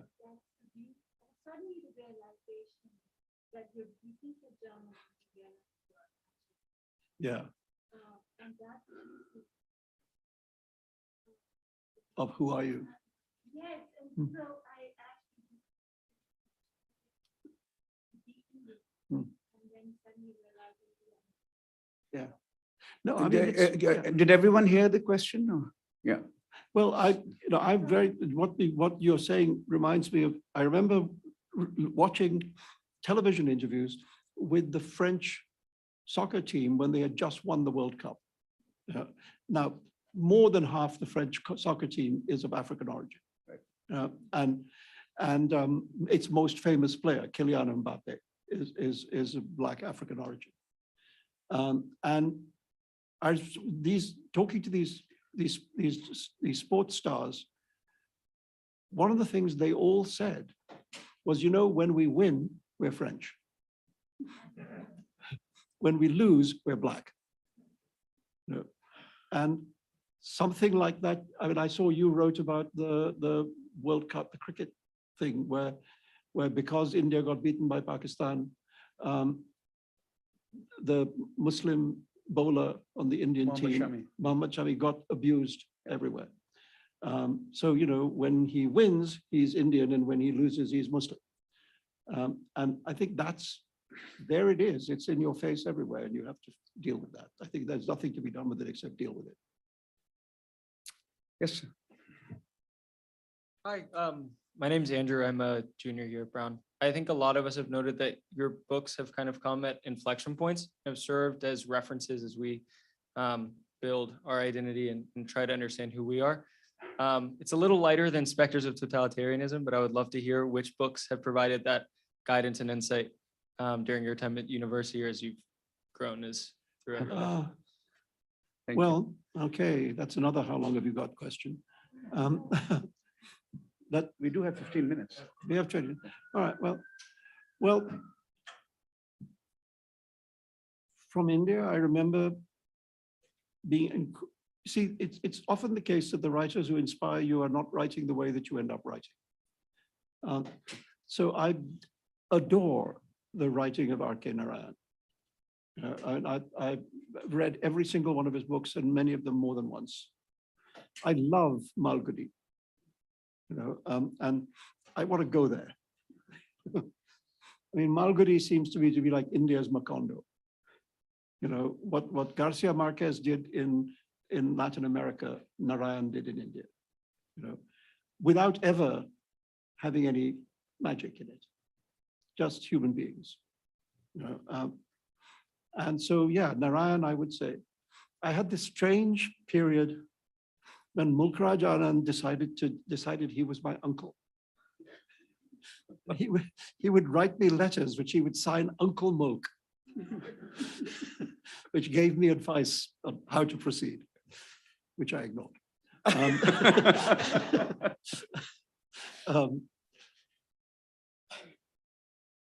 So yeah, there'd been a lot of, I mean, Anita Desai is a writer that I really admire very much. And her daughter Kiran. who I think Any are- Indian poets or lyricists? by any Well, chance? the thing I was, yeah, the Pakistani actually, Yeah. the first great writer I ever knew was Faiz Ahmad Faiz. And Faiz was a very close friend of my family. My mother's older sister, Amina Majid Malik, was maybe his closest friend in Karachi. And I literally sat on his knee when I was a child.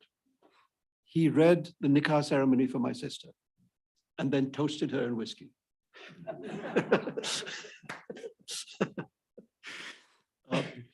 And what I thought about, learned from Faiz, because Faiz was two kinds of poet. He was a private poet, a love poet, and he was a public poet, a political poet. And in my view, equally good at both, which is rare. But it made me think that's the job. If that's what Faiz is doing, that's the job. That you write about the private matters of the human heart and human nature, and you write about public events and what your take is on what's happening in the world. And I think, a lot of the way I've thought about writing ever since was shaped by that childhood encounter with Faiz. So that's probably the most important South Asian figure. Yeah. Oh, hi. Hi, Salman. Karan Mahajan, nice to see you. Thank you He's for a joined the wonderful, faculty. He's a Okay. colleague. thank you for a wonderful talk. My question was about the private labor of being a writer, and you've talked about how you have imaginatively entered India in many different phases of your career. Sometimes there's a big disruption, you can't go back for 6 years. Before Midnight Children, I believe you went traveling around India for a while. I'm curious to hear of the ways in which you intellectually and mentally enter into India when you sit down to write. Like, how do you stay connected, especially when there's troubles with actually going to the place? And what that has looked like at different times, what it's looked like from England, let's say, what it looks like from America, and so on. Well, as I said, with the Moz Lasa, it was terrifying because I had to write a major novel about contemporary India without being able to set foot in it. And that was probably the scariest. After that, it's been less difficult to go. So that issue has diminished. But I do feel maybe a generation shift that there's an India which is not mine to write about anymore. That it's other people's reality. Maybe people half my age, have a different India that they inhabit on a daily basis, and it's hard for me to enter that. I mean, the book I'm writing now is a historical novel about India. So that has a different point of entry, which is reading.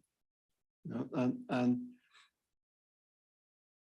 I mean, I was a historian by training, so it's always pleasurable for me to dive into history. And I remember when I was writing The Enchantress of Florence and finding out about the Mughal Empire, or finding out more about the Mughal Empire, I remember thinking at that time that there's something very interesting happening in South India. And one of these days I have to get around to writing about South India. And immediately before the Mughal Empire, I'm talking about Vijayanagar and the Deccan Sultanates. That story, that story of the 5 Deccan Sultanates and the Vijayanagar Empire has been sort of sitting in my head for as long as I can remember. And that's what I'm writing about. And also one of the things that That's what you're writing about now. now, yeah, that's the next novel. And one of the things I've discovered is that everything we are told about Vijayanagar is bullshit. That the way the BJP presents it is Hindus good, Muslims bad. And that's just not what's going on at all. These these worlds of the 5 Deccan Sultanates and the Hindu Empire were so interpenetrated. They intermarried. Vijayanagar had Muslim generals. Golconda had Hindu senior officers running the place. It was not a religious war. It was a war for power and land and so on, but religion was actually very low down on the list of what was driving it. So it's more interesting.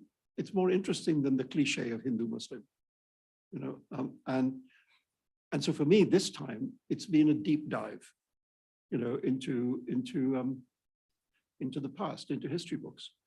And the other thing that's good about it is that the history quite often is a little bit vague. There's kind of gaps in the record, which allows fiction to come in. I also really liked it that the first ruling dynasty of Vijayanagar claimed to be descended from the moon. I thought, well, if you could say that, I could say anything. So it starts there. But I mean, yeah, so this time books are the point of entry, but who knows what the next one will be. Let me, as a moderator here, say that the next 2 questions, maybe you can ask one after the other, and then we have Salman respond to those 2. Yeah, go ahead. Hi, I'm Anirudh. I'm a sophomore undergrad here. So in contrast to a lot of your writing and discussion today, I think there's another strand of imagination in science fiction, which looks at things very differently. For example, the novel I'm thinking of right now is Snow Crash, which imagines a fragmented America where everyone spends all their time in virtual reality. And then you have a lot of people, especially in the tech industry, who try to take this imagination and put it into practice in real life, foisting these technology for whatever mass effects onto society. So my question kind of is, what then is the role of literature and imagination in these kind of within these worlds of technology and within these worlds of machines? Role of literature in science fiction in general, right? Yeah. Anyway, he will interpret it. Can you ask the second question? I'm Sai, I'm a sophomore too. And I was wondering, where do you see the writer today and how has that role transformed since you started? Okay, well, I love science fiction. I mean, there was a period of my life when I read nothing except science fiction. I mean, I was a teenager, but I read everything. There's kind of like classic science fiction, and then there's the kind of hardcore, deep fan science fiction. And I went right down into the hardcore. I was reading people call things like Clifford D. Simak and James Blish and L. van der Vogt and Frederick Pohl and C.M. Kornbluth. And Really were into this it. is the hardcore. I especially love science fiction because of its ability to be a vehicle for the novel of ideas. Ideas about the future, about the present, about etc. A lot of it's very badly written, but that's okay. A lot of everything is very badly written. The thing that put me off science fiction after a while, I'm talking about in the impossibly distant time of my years, teenage years. First of all, something about the poor quality of the prose eventually got under my skin.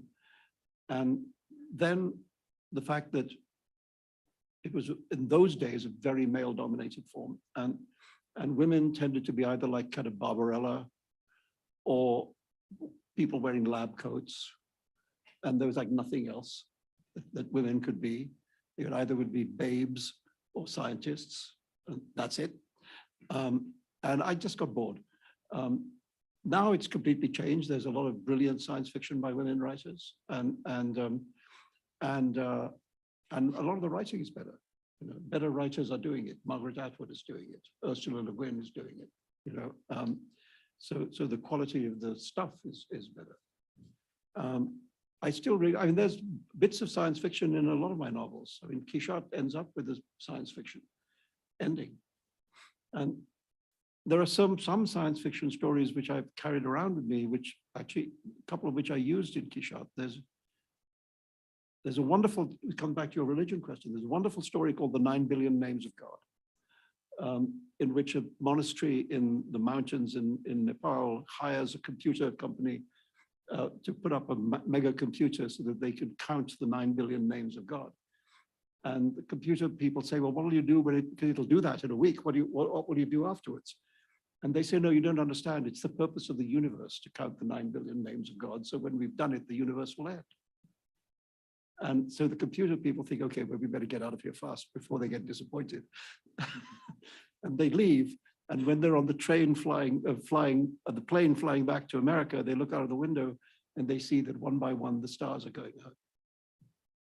Beautiful, beautiful story. So yeah, again, you see that's a completely religious story, but it fulfills the beauty requirement. And so yes, I mean, I've always loved science fiction and I've used bits of it sometimes and not sometimes. The question about the role of the writer is a very hard thing to make a general statement about. There are writers who want no public role, and who are private people, and for whatever reason, they don't want to get engaged with that larger arena. And that has to be okay. That has to be okay. Marcel Proust could hardly leave his room. He was so messed up in so many ways that the famous cork-lined room was designed to just keep the world out. And yet he created the world better than any other French novelist ever. Jane Austen?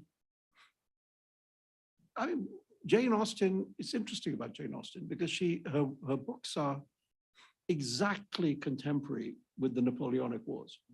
But she never refers to those wars. And she never, the Battle of Waterloo, well, the Russian campaign is 1812. Yeah. And that's the year of Pride and Prejudice. And there is no mention of this colossal war in her books. Right. But there's a reason for that, which is that in that time, public life and private life were quite separate.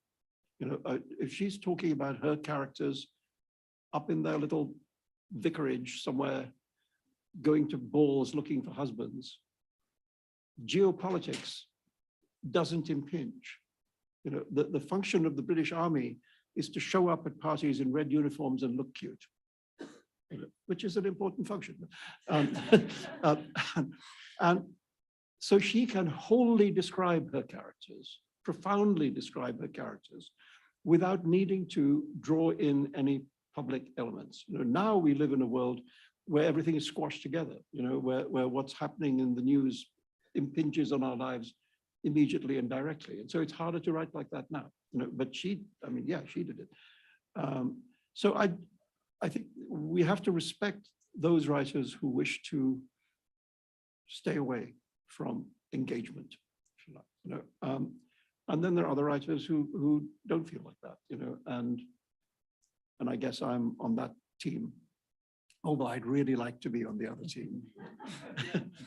A lot of my time, I think, wouldn't it be nice to just stay home? And maybe I'll start doing that, except this is fun. It's 4 o'clock and it's time to bring this to an end. Grace and Stephanie, I think the reception is in the plaza, right? Whatever the Brown rules are, we'll follow, whether it's in the plaza or in the Agora. But it's time on behalf of the Center for Contemporary South Asia, Watson Institute, Brown University, to thank Salman Rushdie for sharing his insight, reflections, and his time with us. Thank you also to Gauri for taking part in this conversation yet again after 18 years with me. And a special thanks to Shehzad for joining the conversation on a domain about which all of us have something to say, but know very little about religion. So, and thank you to this audience, and thank you those who are online, a few hundred people, maybe a couple of thousand. This YouTube video will be online on Watson's channel, Watson Institute's channel. And feel free to watch it again and draw whatever you'd like to draw from it. Thank you all.